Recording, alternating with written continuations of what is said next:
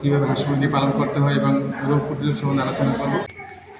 হ্যাঁ, মানে হচ্ছে আমি ডাক্তার পলাশ সরকার, আমি উপজেলা প্রাণী সম্পদ কর্মকর্তা আগুছাড়া।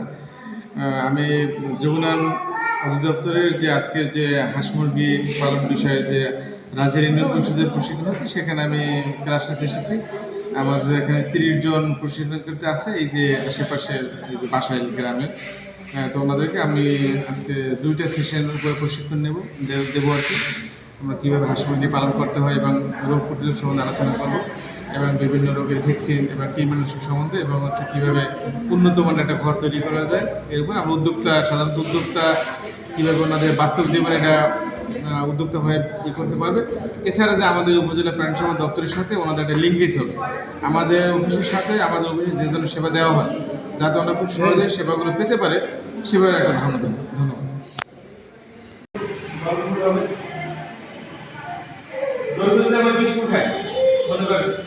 ঘরের জন্য এখান থেকে